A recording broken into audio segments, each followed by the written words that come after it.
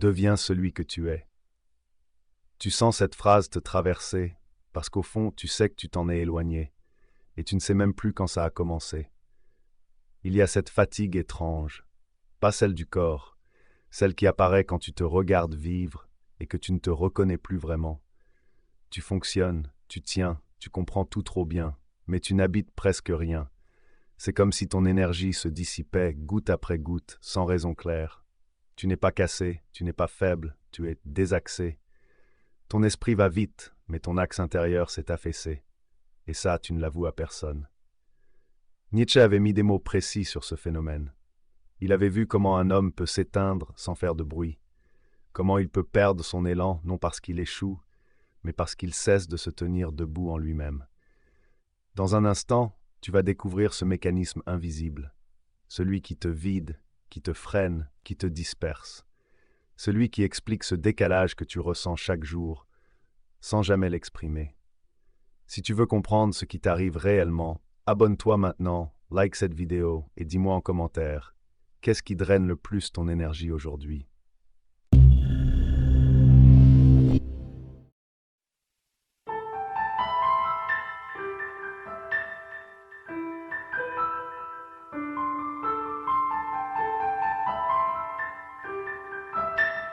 Nietzsche n'était pas un penseur abstrait.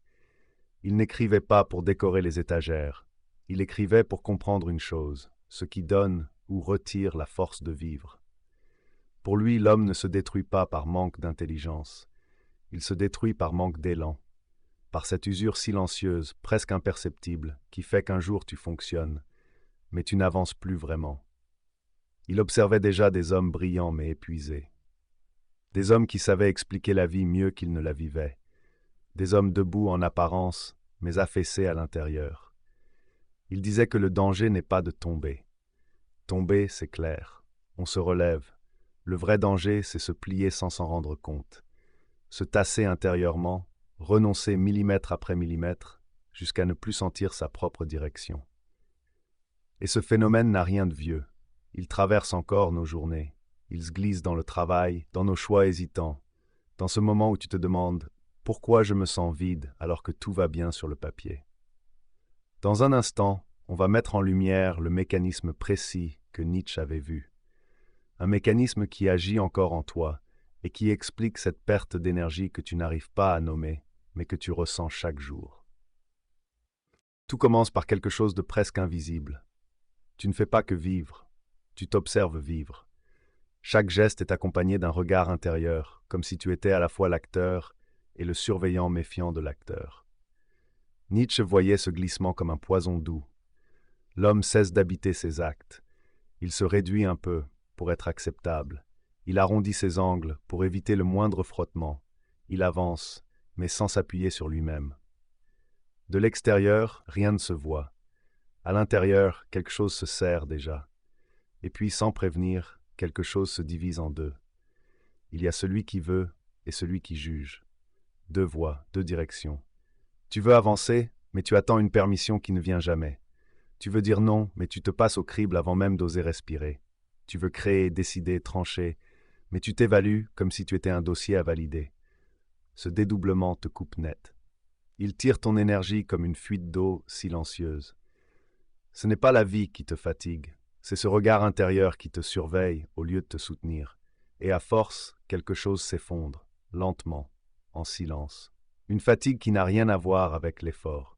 Une lourdeur qui s'installe même dans les petites décisions. Tu perds ton axe, tu perds ta direction, tu perds l'autorité sur ta propre vie. Nietzsche l'avait vu plus clairement que personne. L'homme ne s'épuise pas parce qu'il échoue. Il s'épuise parce qu'il vit contre lui-même, parce qu'il se courbe quand il devrait se dresser, parce qu'il pense sa vie au lieu de la porter. Et c'est cet effondrement-là, discret, presque poli, qui te coûte le plus aujourd'hui. Tu peux comprendre tout ce que je viens de dire. Tu peux même te reconnaître dans chaque phrase, mais rien ne changera tant que tu resteras dans ce rôle d'observateur de toi-même. C'est ça, la première vérité. Le mécanisme ne disparaît pas avec la compréhension. Il continue de tourner en silence, même pendant que tu te dis « oui, c'est exactement ça ». Tant que tu te regardes agir au lieu d'agir, tu t'affaisses. Pas physiquement, intérieurement, millimètre après millimètre. Et tu le sais déjà, tu sens cette perte de poids, de densité, de présence, cette impression d'être là, mais en retrait de toi-même.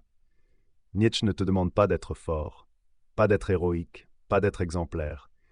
Il te demande quelque chose de plus simple et de plus exigeant, être entier. Cesser de vivre coupé en deux. Cesser de te regarder comme un étranger. Revenir dans tes propres gestes. Et si tu écoutes honnêtement, tu reconnais cette autre vérité. Tu as été absent à ta propre vie. Même si tu as coché les cases, même si tu as réussi, tu as avancé sans axe, sans gravité, sans engagement réel. Tu t'es laissé glisser sur la surface. Et maintenant tu arrives au point où tu ne peux plus continuer ainsi. Tu le sens dans ton corps, dans ta manière de respirer, dans ton manque d'élan. C'est le moment où quelque chose en toi dit simplement « ça suffit ». Il existe une action minuscule qui peut tout faire basculer. Pas une résolution, pas un grand effort, juste un geste intérieur, presque imperceptible. Imagine une ligne. Elle part du bas de ton ventre, monte lentement dans ton thorax, passe derrière ton sternum et se dresse jusqu'au sommet de ton crâne. Tu n'as rien à faire. Tu la laisses simplement apparaître, comme si ton corps se souvenait soudain de sa propre verticalité. Reste une seconde avec cette image, pas plus. Juste ce millimètre intérieur qui se redresse, ce retour au poids, au centre, à l'axe. C'est souvent suffisant pour sentir que tu reviens dans ta vie, au lieu de la regarder passer. Dans un monde où tout s'accélère, où l'on te demande d'être disponible, performant, adaptable, le vrai problème n'est pas le rythme. C'est la manière dont ce rythme te fait glisser hors de toi. Aujourd'hui, plus de 70% des actifs disent manquer d'élan, mais n'arrivent pas à expliquer pourquoi. C'est ce flou-là qui ronge.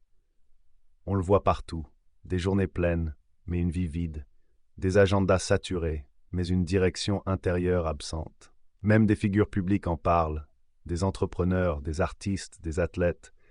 Tous racontent ce moment où, malgré le succès visible, ils se sentent décrochés d'eux-mêmes, comme si leur énergie se dissipait dans un mouvement qu'ils n'ont pas choisi. Mais ce n'est qu'un décor. Il manque encore la pièce maîtresse, la cause profonde, ce mécanisme discret qui t'affaisse sans bruit. Et c'est précisément ce que Nietzsche avait vu avant tout le monde. Dans un instant, je vais te révéler cette clé, celle qui explique pourquoi tu te sens vidé et comment tu peux commencer à te redresser de l'intérieur. Parce que parfois, il suffit d'un seul geste invisible pour que tout se réaligne.